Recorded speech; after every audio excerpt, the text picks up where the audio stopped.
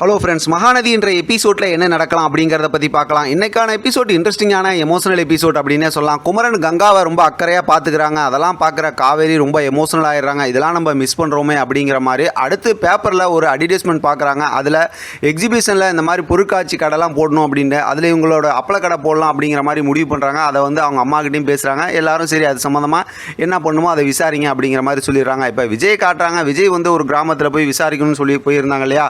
அவங்க பார்த்தோம் அப்படின்னா அந்த திண்டுக்கலுக்கு போயிட்டு அந்த வஜ்ரவேல், அதாவது வெண்ணிலாவோட பெரியப்பா கிட்ட விசாரிக்கிறாங்க. ஆனால் அவங்களாம் பார்த்தா நாங்களே ரொம்ப சிரமப்பட்டு இருக்கோம், நாங்கள் எப்படி வெண்ணிலாவை கூட்டு வந்து வச்சுக்கிறது, அவங்க அவங்க அம்மா வழி சொந்தத்தில் இருக்கக்கூடியவங்கள தான் அவங்க நல்லா பிரியமாக இருப்பாங்க அப்படிங்கிற விஷயத்தெல்லாம் சொல்கிறாங்க. ரொம்ப நேரம் பேசுகிறாங்கன்னு வச்சுங்களேன்.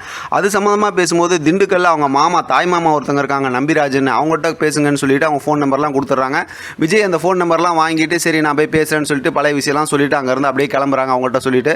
இப்போ இங்கே பார்த்தோம் அப்படின்னா காவேரி எல்லாரும் உட்காந்து வீட்டில் எல்லாம் சாப்பிட்டுட்டு இருக்காங்க. அப்போ குமரனோட அம்மா அவங்கள்ட்ட பேசிட்டு இருக்கும்போது, நீ இது இந்த வேலையை செய்யாத, காவேரி செய்யட்டும் அப்படிங்கிற மாதிரி கங்கா இருக்கும்போது சொல்லிட்டு இருக்காங்க. காவேரி மனசுக்குள்ளார நம்மளும் தானே வயிற்றில் பாப்பா வச்சிருக்கோம் அப்படிங்கிற மாதிரி அதெல்லாம் ஃபீல் பண்ணிட்டு இருக்காங்க. அடுத்து வெளியில் உட்காந்து அந்த குங்குமப்பூ எல்லாம் போட்டு ஏற்கனவே புறமோவில் பார்த்தோம்ல, அதை மாதிரி பால்லாம் குடிச்சிட்டு அவங்க அப்பா கிட்ட சொல்லணும் அப்படிங்கிற மாதிரி அவங்க பாப்பாட்ட பேசிக்கிட்டு இருக்காங்க. இப்போ பார்த்தோம் அப்படின்னாக்கா அதெல்லாம் அவங்க சின்ன தங்கச்சி இருக்காங்கல்ல, அவங்க நர்மதா, அவங்க பார்த்துடுறாங்க. காவேரிட்ட பேசுகிறாங்க. இருந்தாலும் காவேரி அப்படி அது இதுன்னு சொல்லி அப்படியே சமாளித்து அந்த பேச்சு அப்படியே மாற்றிடுறாங்க.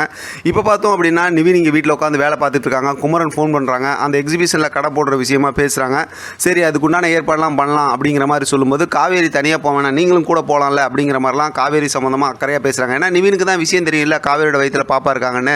அதனால் அது விஷயமா பேசுகிறாங்க. அதே நேரத்தில் இந்த பக்கத்து யமுனா, மென்டல் யமுனா இருக்குல்ல, அதெல்லாம் கேட்டுட்டு இருக்காங்க. இப்போ அவங்க ஃபோன் வச்சதுக்கப்புறம் யமுனா ஆரம்பிச்சிடுறாங்க நிவின்கிட்ட, எப்படி உங்களுக்கு இவ்வளோ அக்கறை அப்படி இப்படிங்கிற மாதிரி சண்டையை போடும்போது, இப்போ நிவின் ஒரு கட்டத்தில் பார்த்தோம் அப்படின்னா உனக்கு புரியாது அப்படிங்கிற மாதிரி தான் பேசுகிறாரு. இப்போ யமுனா இருந்துக்கிட்டு நானே நேரில் போய் காவேரிகிட்ட இது சம்மந்தமாக விசாரிக்கிறேன் அப்படிங்கும்போது, காவேரி கஷ்டப்படுற மாதிரி நீ ஏதாவது பேசினா அப்படியே போய்ட்டு திருப்பி இங்கே வரக்கூடாது அப்படிங்கிற மாதிரி நிவின் ரொம்ப கோவமாக சொல்கிறாரு. இதை கேட்ட யமுனா திருப்பி ஓ உங்களுக்கு அந்தளவுக்கு ஆகிடுச்சா, அப்போ என்னை விட உங்களுக்கு காவேரி தான் ரொம்ப முக்கியமாக அப்படிங்கிற மாதிரி கேட்குறாங்க. நிவினால் எதுவும் பதில் சொல்ல முடியாமல் அப்படியே அமைதியாக இருக்கார்.